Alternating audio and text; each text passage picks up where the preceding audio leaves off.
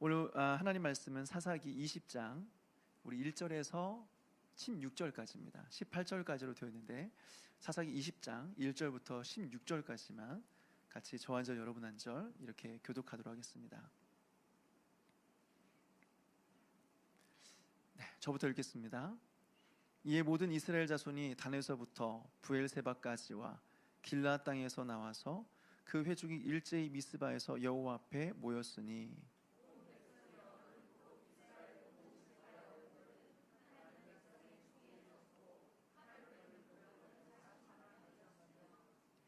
이스라엘 자손이 미스바에 올라간 것을 베냐민 자손이 들었더라. 이스라엘 자손이 이르되 이 악한 일이 어떻게 일어나는지 우리에게 말하라 하니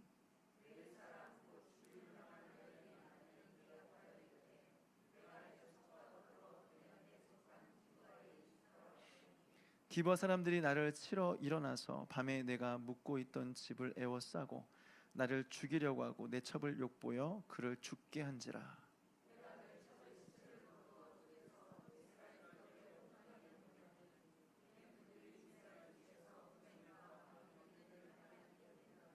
이스라엘 자손들아 너희가 다 여기 있은즉 너희 의견과 방책을 낼지니라 하니라.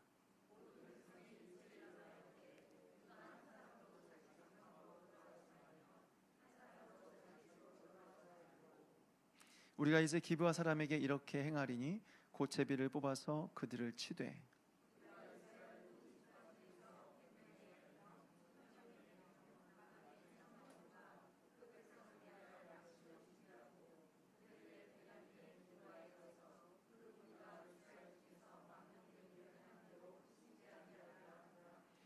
이와 같이 이스라엘 모든 사람이 하나같이 합심하여 그 성읍을 치려고 모였더라.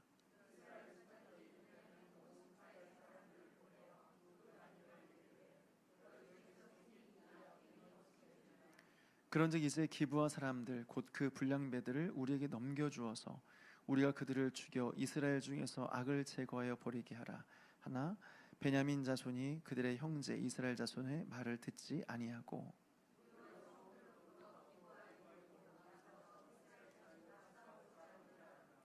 그때 그 성읍들로부터 나온 베냐민 자손의 수는 칼을 빼는 자가 모두 2만 6천 명이요 그 외 기브아 주민 중 택한 자가 700명인데 이 모든 백성 중에서 택한 700명은 다 왼손잡이라 물매로 돌을 던지면 조금도 틀림이 없는 자들이었더라.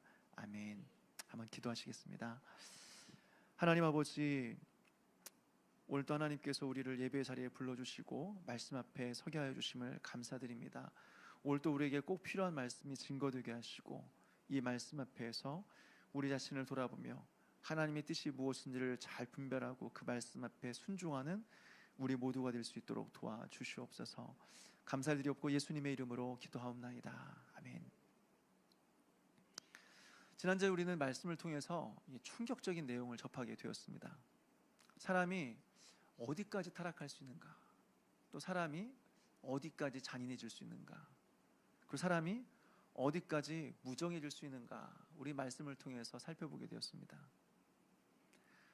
보십시오. 레위인이 첩을 얻었습니다. 그런데 그 첩이 행음을 하고 친정집에 돌아갔습니다. 그 첩을 찾으러 친정집으로 갔는데 서로 별다른 말이 없어요. 옳고 그르다, 잘못했다, 잘해보자, 뭐 이런 말이 없습니다. 그리고 오는 길에 같은 민족이 살고 있는 동네에 이르렀는데 밤이 늦도록 기다려보아도 손님을 대접하라는 사람이 아무도 없었습니다. 그래서 한 노인이 레위인의 가족을 맞이해 주었는데 밤에 동네 사람들이 찾아와서 동성 성관계를 갖겠다고 난리를 피웁니다. 그러니까 이 노인이 대신 자신의 처녀딸을 내어주겠다 말합니다. 그러다 어떻게 되었습니까? 레위인이 자신의 첩을 내어주죠. 그 결과 어떻게 되었습니까? 첩이 동네 사람들에게 밤새도록 괴롭힘을 당하다가 집에 들어가지도 못하고 문 앞에 쓰러져 있었습니다. 그런데 레위인이 아침에 일어나서 문 앞에 쓰러져 있는 그 첩을 보면서 하는 말이 뭐냐면 일어나라, 우리가 떠나가자. 그리고는 집으로 돌아와서 그 시체를 토막내서 각 지파에 보내는 것입니다. 여러분, 너무 끔찍하고 참혹한 이야기 아닙니까? 이것이 지금 성경이 나올 수 있는 이야기라고 생각하십니까? 이것이 예배 시간에 우리가 나눌 수 있는 이야기라고 생각하십니까? 왜 이런 일이 일어나게 되었을까요? 사사기 19장 1절은 말합니다. 이스라엘에 왕이 없을 그때에 라고 말합니다. 이스라엘이 하나님을 왕으로 인정하지 않은 것입니다. 그래서 각자 소견에 오른 대로 행한 것이죠. 다시 말해서 온 세상의 주인이 나 자신이요, 모든 최종적인 판단은 나 자신이다 라고 생각하는 것입니다. 그 결과 이런 끔찍한 일이 일어나게 되었다라고 하는 거죠. 그래서 우리가 다시 한번 깨닫게 되는 것은 무엇인가? 죄의 뿌리는 교만이라는 겁니다. 하나님을 두려워하지 않고 하나님을 의식하지 않고 내 마음대로 내 뜻대로 살겠다. 아무리 하나님께서 말씀하셔도 나는 내 하고 싶은 대로 살아간다. 여러분, 이것이 바로 교만이고 이것이 바로 죄의 뿌리라고 하는 것이죠. 사랑하는 여러분, 우리의 모든 상황에서 하나님을 의식하고 겸손하게 하나님의 뜻 앞에 순종하며 살아가는 그런 저와 여러분 되시기를 주님의 이름으로 축원합니다. 먼저 오늘 여러분들과 살펴볼 내용은요, 레위인이 왜 자신의 첩의 시체를 토막이 내어서 이스라엘 전역에 보내었는가, 도대체 이것이 어떤 의미가 있는가, 이것을 좀 살펴보았으면 좋겠습니다. 첫째로 그 당시에 시체를 토막낸다라고 하는 것은요, 군대를 소집하기 위한 목적이었습니다. 특별히 사무엘상 11장 7절을 보게 되면 사울이 군대를 소집하기 위해서, 사울 왕이 군대를 소집하기 위해서 소를 잡아서 각을 뜹니다. 그리고 이스라엘 전역에 보냅니다. 그러면서 하는 말이 뭐냐면, 누구든지 나와서 사울과 사무엘을 따르지 않으면 그의 소들도 이와 같이 되리라, 이렇게 말하고 있습니다. 다시 말해서 이것은 군대를 소집하는데요, 강제적으로 군대를 소집하는 방법이었다라고 하는 겁니다. 오늘 레위인이 첩의 시체를 토막내어서 각 이스라엘에 보낸 것도 동일한 의미가 있다라고 하는 거죠.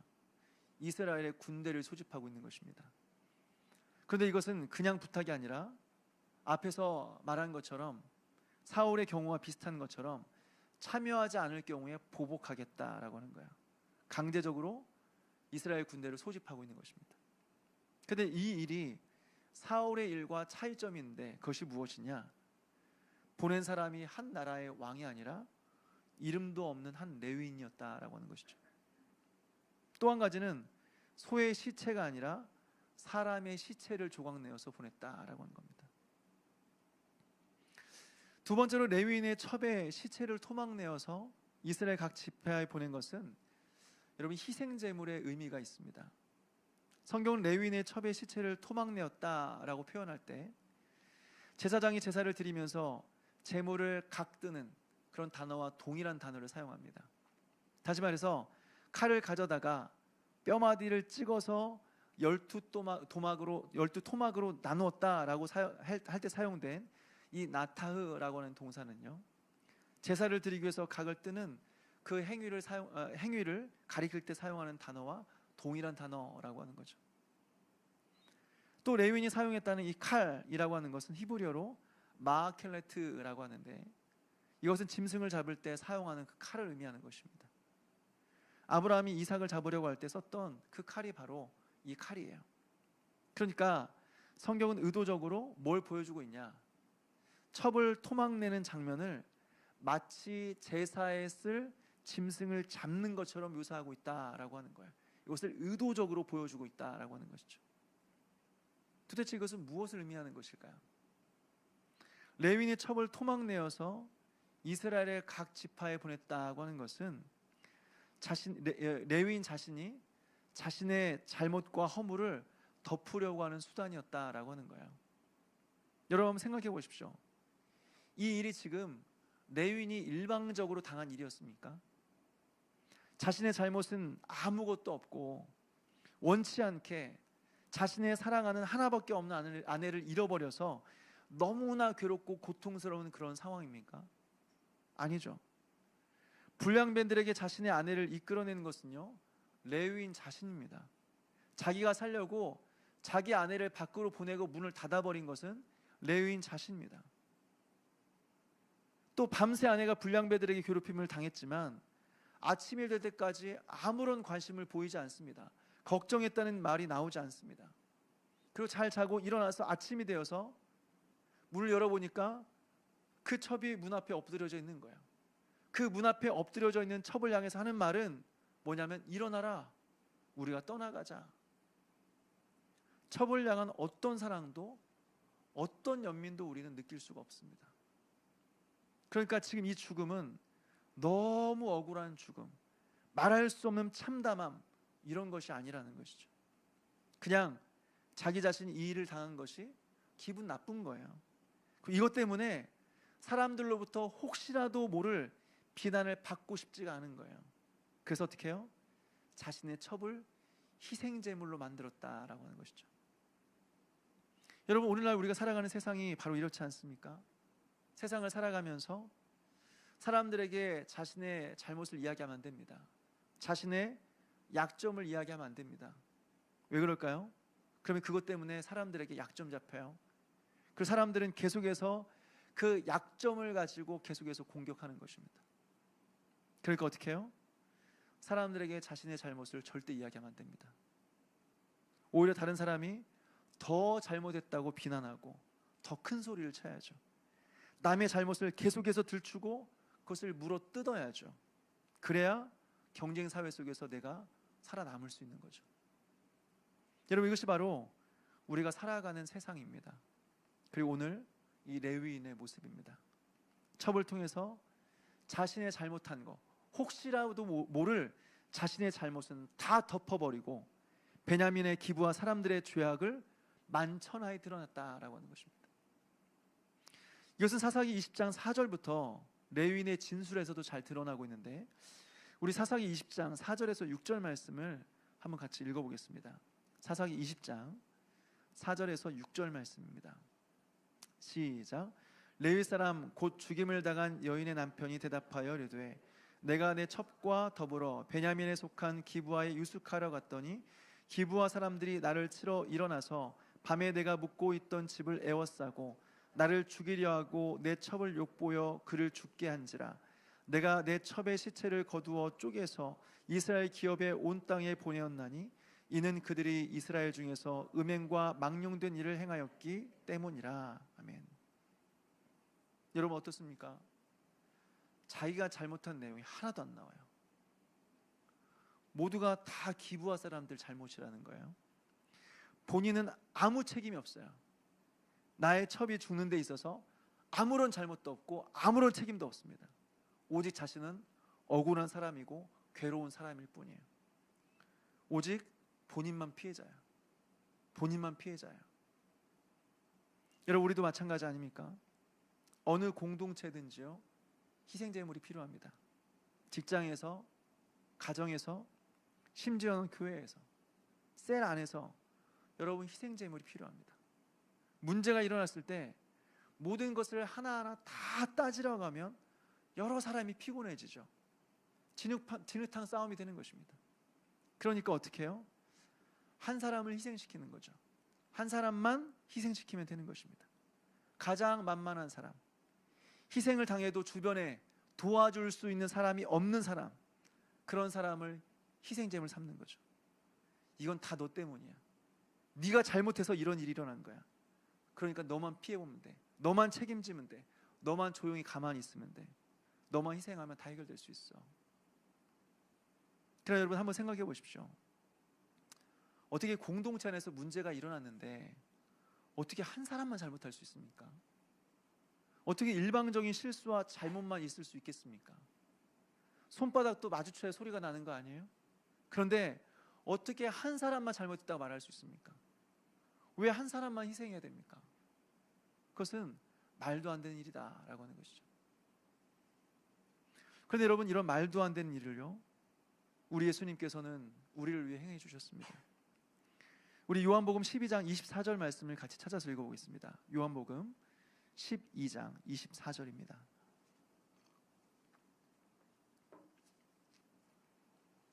우리 같이 읽겠습니다. 시작.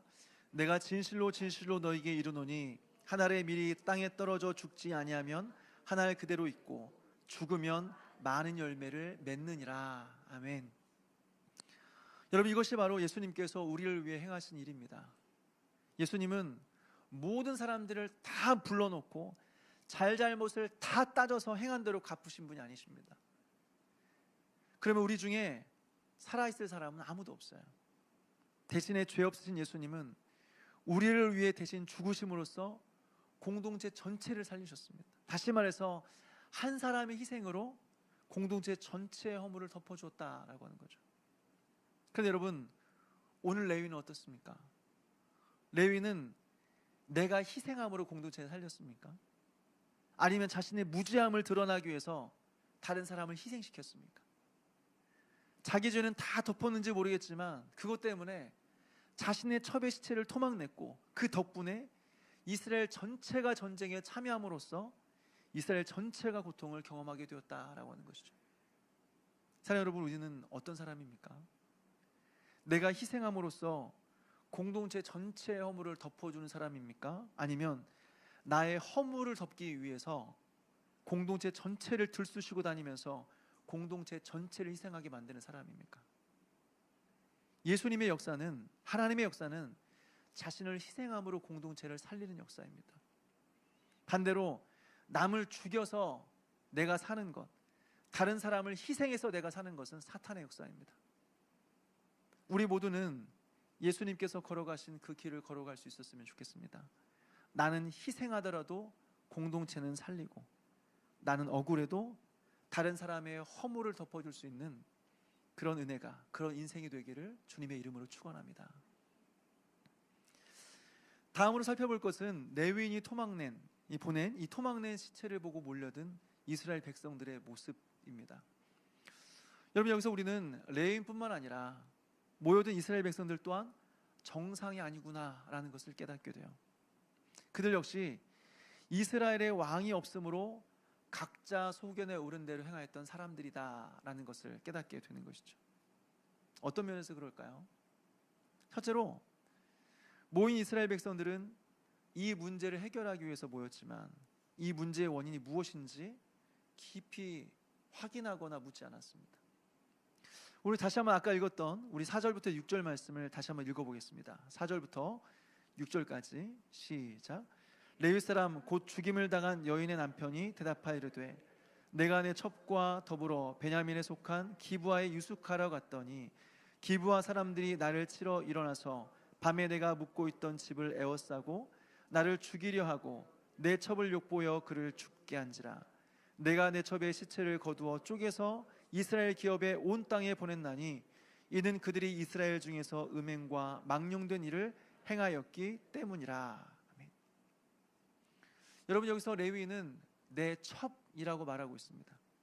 그것도 여러 번 표현했어요.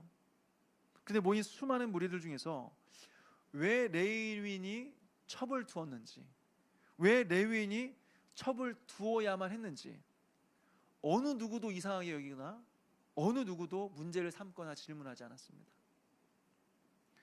또 레위인은 내가 내 첩의 시체를 거두어 쪼개었다라고 말했는데요, 여러분, 레위인이 시체를 가까이 할 수 있습니까? 가까이 할 수 없습니다. 그래서 레위인은 장례에 참여할 수가 없었습니다. 그런데 어떻게 해요? 레위인이 시체를 거두어서 쪼개었습니다. 그리고 많은 사람들 앞에서 이것을 이야기했는데 그 수많은 무리 중에서 어떤 사람도 레위인이 왜 시체를 가까이 했는지, 왜 시체를 가까이 해서 율법을 어겼는지에 대해서 아무도 문제 삼거나 질문하지 않았다라고 하는 것이죠. 또 여기서 무엇이 문제일까요? 모인 이스라엘 사람들은 레위인의 이야기만 들었지 문제를 일으킨 베냐민 지파 사람들의 이야기는 듣지 않았습니다. 똑같이 자기 형제들입니다. 한 사람의 이야기는 듣고 한 사람의 이야기는 듣지 않았다라고 하는 것이죠. 여러분, 한번 생각해 보십시오. 지금 전쟁이 시작되는 상황입니다. 그것도 같은 민족끼리 싸워야 되는 상황입니다. 그러면 수많은 사람들이 죽을 수밖에 없는 매우 심각한 상황이 시작되는 거죠. 그러면 이 일을 시작함에 있어서 문제의 원인을 좀 면밀하게 따져야 되지 않겠습니까? 그리고 할 수만 있으면 같은 민족 안에서 일어난 일이기 때문에 서로의 잘잘못을 공정하게 따질 뿐만 아니라 가능한 전쟁이 확대되지 않게 서로 중재하고 화해시켜야 되지 않겠습니까? 근데 그렇게 하잖아요. 그냥 전쟁을 하겠다고 모여드는 거예요. 여러분, 이것이 이해가 되지 않는 것입니다. 어떻게 한 사람 말만 듣고 이렇게 크고 중차대한 문제, 이 전쟁을 할 결심을 하게 되느냐라고 하는 것이죠. 말이 안 되는 것입니다. 또 여기서 한 가지 특이사항이 있는데요, 그것은 바로 레위인이 보낸 토막내 시체를 보고 많은 사람들이 모여들었다라고 하는 겁니다. 다시 말해서 베냐민 지파만 빼놓고 모든 지파가 다 모여들었다고 하는 것입니다. 도대체 이게 무슨 문제일까요? 한번 생각해 보십시오. 사사기 시대 때요, 이스라엘 백성들이 다 같이 모였던 때가 있었습니까?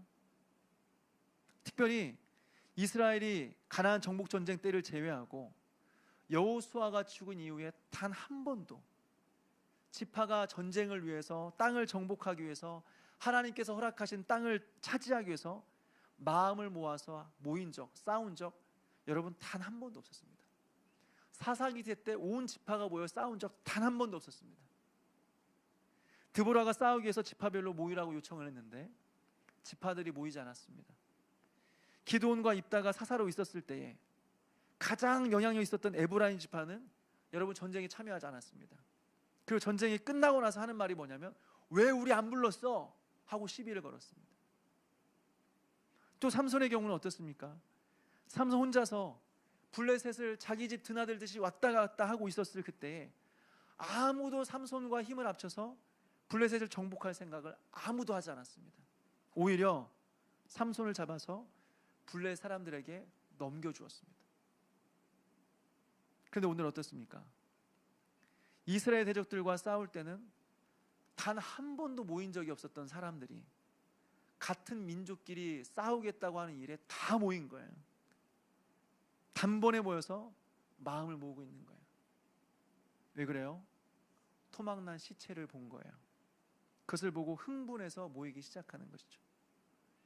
다시 말해서 자신의 사명을 위해서는 마땅히 순종해야 될 전쟁에는 마음이 움직이지도 않고 흥분이 되지 않았던 사람들이 자신의 형제들이 싸운다고 하니까 토막난 시체를 보고 흥분해서 죽자고 덤벼든 이스라엘의 모습들을 우리는 보게 된다라고 하는 것이죠.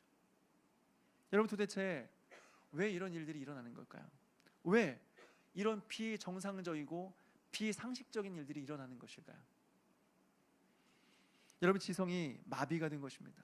생각하는 능력을 잃어버린 것입니다. 그 결과 어떻게 되었습니까? 이제는 옳고 그름을 따지지 않습니다. 명분을 따지지 않습니다. 하나님의 뜻을 구하지 않습니다. 그저 감정에 따라 움직이고 충동을 따라 살아간다라고 하는 것이죠. 데이비드 웰스라는 신학자가요, 자신의 책 신학실종이라고 하는 책에서 이렇게 설명하고 있어요. 예전에는 어떤 기준이 있었다는 겁니다. 모든 사람들이 옳다고 생각하는 전통과 가치와 기준이라는 게 있었다는 것이죠. 그런데 세상이 변하고 현대화가 되기 시작하면서 그런 기준과 가치가 다 무너졌다는 것입니다. 이제는 각자 옳다고 생각하는 그것이 기준이 되는 시대가 되었다라고 하는 것이죠. 그런데 정말 이상한 점은 각자 기준이 되어서 다양하게 살아간다고 하는데, 그런 시대가 되었다고 한다면 그러니까 다양한 사회가 이루어져야 되는데 그렇지가 않다고 하는 것이죠. 각자 옳다고 생각하는 대로 살아가기 때문에 우리가 살아가는 세상은 다양해져야 되는데 그렇던 모습이 안 나타난다는 것입니다. 오히려 사람들이 다 비슷한 생각하는 거예요. 다 비슷한 옷을 입고 다 비슷한 취미 생활을 하며 살아간다는 거예요. 다시 말해서 오히려 유행에 민감해지고 모두가 다 유행을 따라 살아간다라고 하는 거죠. 여러분, 왜 이런 현상이 일어날까요? 여기서 가장 중요한 영향을 미친 것이 바로 TV라는 거예요. TV. 모든 사람들이 TV를 봐요. 모두가 다 대부분 비슷한 시간에 거실에 앉아서 똑같은 TV를 보고 그래서 똑같은 관점으로 이 세상을 바라본다는 거예요. 그 TV 속에서 나오는 광고들을 보면서 모두가 비슷한 옷, 비슷한 형태의 가구, 비슷한 형태의 취미 생활을 하면서 살아간다라고 하는 것이죠. 여러분, 요즘 우리 아이들 한번 좀 보십시오. 학교 갈 때 대부분 다 비슷한 신발 신더라고요. 그리고 대부분 다 똑같은 옷을 입어요. 다 하나씩 교복 위에 걸치는데 대부분 다 똑같은 옷이에요. 그리고 여자애들은 다 비슷하게 화장을 해요.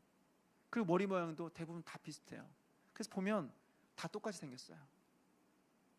그리고 똑같이 남자애들은 픽시 자전거를 타고 거의 대부분 비슷한 표정을 가지고 살아가죠. 그 집에서는 아이들이 아이돌 노래 틀으면서 춤을 추거나 아니면 게임하거나 다 비슷하게 살아가요. 다 비슷해요. 그리고 어떻게 해요? 각자의 생각을 따라가니까 다양성을 추구하며 살아가는 것이 아니라 결국에는 다 똑같이 살아가게 되었다라고 하는 것입니다.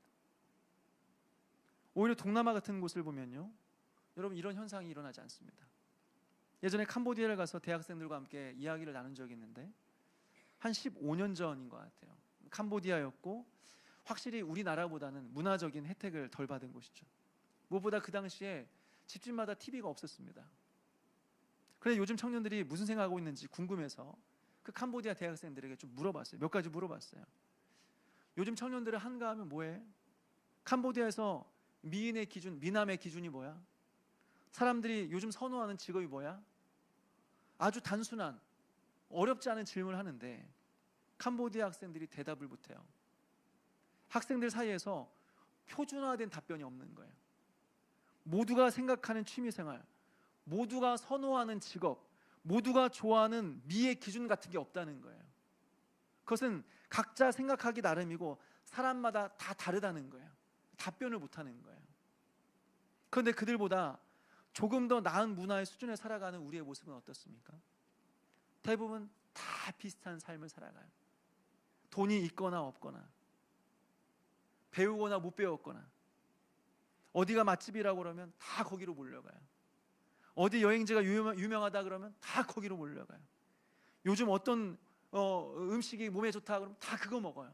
어떤 운동이 유행이다, 다 그 운동이에요. 도대체 왜 그러는 걸까요? 생각하는 능력을 잃어버렸어요. 자기 생각이 별로 없어요. 그래서 어떤 사람이 말하기를 요즘 시대는 생각의 시대가 아니라 검색의 시대다. 자기 생각은 없고 검색해서 검색의 결과를 따라 살아가는 거죠. 무슨 일이 생기면 자신의 힘으로 처리하지 않습니다. 인터넷으로 먼저 검색을 해요. 심지어 애 키우는 것도 인터넷 검색해서 애를 키워요. 근데 검색할 때마다 내용이 다르니까 애를 키우는 기준이 해마다 바뀌어요. 애들에 대한 교육의 기준이 해마다 바뀌어요. 그 결과 생기는 문제가 무엇이냐면 생각하는 능력을 잃어버리니까 사람이 충동적이게 돼요. 어디가 좋다더라, 다 거기 가요. 어디가 맛집이다더라, 다 거기서 먹어요. 애들 어느 학원이 좋다더라, 다 그 학원 보내야 돼요. 그러니까 세상은 우리의 관심을 끌기 위해서 더 충동적이고 더 자극적인 것을 보여줘요. 그리고 사람들은 그것을 보고 흥분하면서 그것을 따라가요. 이것이 바로 오늘날 우리가 살아가는 세상의 모습이다라고 하는 거죠. 그리고 오늘 성경이 그렇습니다. 토막난 시체 보고 온 지파가 벌떼처럼 모여들었습니다. 그런데 왜 모였는지 잘 몰라요. 그 자신들을 소집하는 것이 한 나라의 왕이 아니라 이름도 없는 한 레위인인데 그 레위인이 잘못한 것은 없는지, 베냐민의 같은 민족인 이 베냐민의 입장은 뭔지, 싸우지 않고 문제를 해결할 수 있는 방법은 없는지 고민하지 않아요. 생각하지 않아요. 그저 토막난 시체 보고 막 흥분해서 모이자, 싸우자, 이기자 이러고 있는 것입니다. 여러분, 이 모든 것들의 원인은 무엇일까요? 19장 1절 말씀, 이스라엘의 왕이 없을 그때에, 이스라엘의 왕이 없어서 사람들이 각자 소견에 오른 대로 행한다라고 하는 것이죠. 다시 말해서 하나님의 말씀이 없으니까 오직 본능을 따라 살아가는 거예요. 오직 욕망을 따라 살아가는 거예요. 오직 충동을 따라 살아가는 거예요. 사랑 여러분, 우리에게 필요한 것은 한 가지입니다. 우리에게 기준이 필요해요. 기준. 그리고 그 기준은 하나님이십니다. 사랑 여러분, 하나님께서 우리의 기준이 되길 원합니다. 그래서 우리가 살아가는 모든 삶이 하나님의 뜻을 이루는 삶이 되길 원합니다. 그리고 우리의 모든 상황에서 우리가 언제나 하나님을 의식하고 겸손하게 하나님의 뜻 앞에 순종하며 살아가는 그런 저와 여러분 되시기를 주님의 이름으로 축원합니다. 우리 모두 일어나셔서